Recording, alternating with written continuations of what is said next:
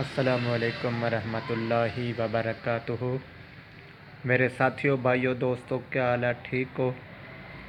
ساتھیوں، آج کی تقریر بہت ہی اچھی ہے، پیاری ہے، مکمل واچ کیجیے گا۔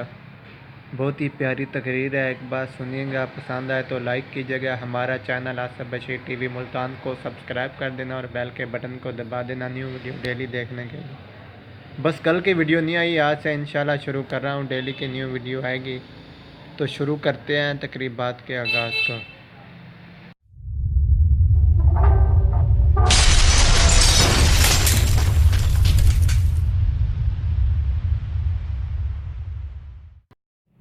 عظیم بھائیوں، نبی محمد صلی اللہ علیہ وسلم نے جو معاشرہ تشکیل دیا تھا اس کی یہ صفت تھی کہ رحماء بینہم، وہ آپس میں شیل و شکر تھے۔ لڑائی جھگڑے، کینے، بغض اور ادھر ادھر کی گپیں یہ ان میں نہیں تھی۔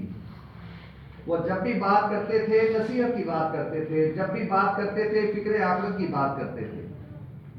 اس لیے حضرت ابوبکر صدیق رضی اللہ تعالیٰ عنہ، حضرت عمر رضی اللہ تعالیٰ عنہ اور حضرت عثمان غنی رضی اللہ تعالیٰ عنہ، ان کا یہ قول ہوا کرتا تھا، بلکہ ان کا یہ فعل بھی ہوا کرتا تھا کہ یہ اپنی زبان کو یوں پکڑتے روزانہ ایسے اور کہتے کہ اے ہمارے جسم کے گوشت کے ٹکڑے، اگر تو سیدھا رہا تو ہم سیدھے رہیں گے، اگر تو ٹیڑھا ہو گیا تو ہم بھی ٹیڑھے ہو جائیں گے۔ اور نبی صلی اللہ علیہ وسلم کا دوسرا فرمان کہ جسم کا ہر عضو روزانہ اس زبان کے سامنے ہاتھ باندھتا ہے اور کہتا ہے کہ اللہ کے لیے تو سیدھا رہنا، اگر تو سیدھی رہی تو ہماری بھی خیر رہے گی، اگر تو ٹیڑھی ہو گئی تو ہماری بھی شامت آ جائے گی۔ میاں بیوی کی جب لڑائی ہوتی ہے اور میاں جب اپنی بیوی کو مارتا ہے تو بیوی کی کون سی سب سے بڑی غلطی ہوتی ہے؟ اس کی زبان چلتی۔ ہمیں معاشرے میں بھی زبان کا بڑا قصور ہے، تو ہمیشہ محترم بھائیوں اس زبان کی اصلاح کے لیے قرآن کی تلاوت یہ جاری رکھیے۔ نبی صلی اللہ علیہ وسلم کے فرامین، اذکار صبح و شام کے، اس کو جاری رکھیے۔ ہمیشہ نصیحت والے بول بولیے۔ منزلیں حوصلوں سے ملتی ہیں اور حوصلے دوستوں سے ملتے ہیں اور دوست نصیب سے ملتے ہیں اور نصیب بنانے پڑتے ہیں۔ چرپائی پہ بیٹھ کر نصیب نہیں بنتا، ہاتھ پہ ہاتھ رکھ کے نصیب نہیں بنتا۔ وہ تو بہت بڑا ہے، ہم تو چھوٹے ہیں، ہم مارے جائیں گے۔ فرمایا نہیں، تم میدانوں میں نکلو، میدانوں میں ڈٹو، اپنی منزلوں کے حصول کے لیے اللہ سے دعا مانگو۔ اللہ کا وعدہ ہے وَأَنْتُمُ الْأَعْلَوْنَ، تم ہی غالب رہو گے۔ کوئی ایسا میدان کہ جس پہ صحابہ کرام میدانوں میں ڈٹے ہوئے ہوں اور اللہ کی مدد نہ آئی ہو، نہیں ملتا۔ گھروں میں مدد نہیں آتی، ہاتھ پہ ہاتھ رکھنے سے مدد نہیں آتی، اپنے حوصلوں کو پست کرنے سے مدد نہیں آتی، دشمن کا خوف دل میں بٹھا لینے سے مدد نہیں آتی۔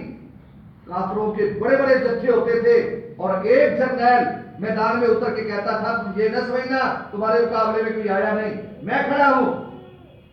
تو جب حوصلے یہاں تک بلند ہوتے ہیں تو اللہ کی مدد آتی ہے۔ جب حوصلے یہاں تک بلند ہو کہ ہمارے پاس کچھ ہو نہ ہو، ہم نے اللہ کے دین کی سربلندی کے لیے کھڑے ہونا ہے، تو پھر اللہ چھڑیوں کو تلواریں بنا دیتا ہے۔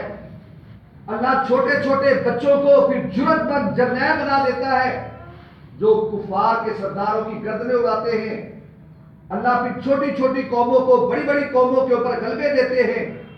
محترم بھائیوں، آج جو بھیڑیے اپنے سارے منہ پھیلائے ہوئے مسلمانوں کو ہضم کرنے کے لیے، ختم کرنے کے لیے وہ گھرگھرا رہے ہیں، مت بھولیے یہ شکست خوردہ ہے۔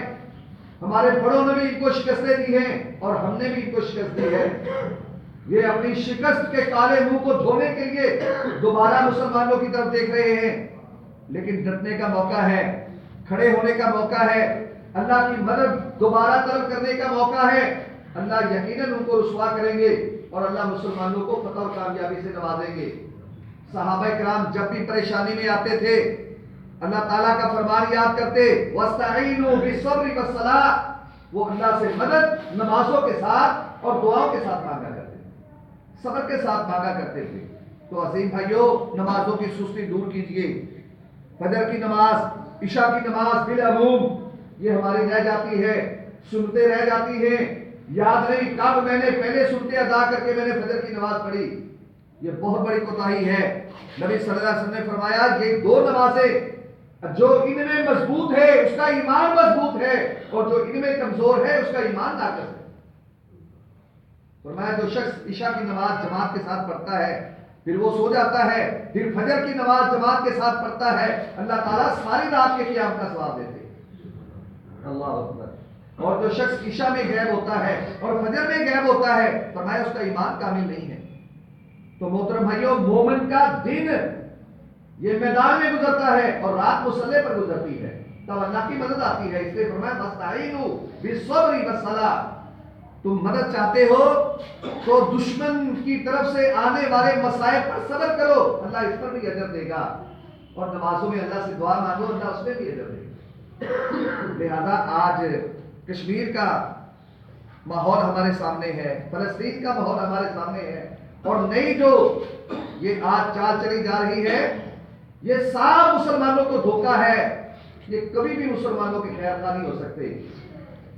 نقصان تیرا امریکہ نے کیا ہے, حملہ تو عراق پہ کر رہا ہے, کچھ تو اگر کے ناگل لینے چاہیے.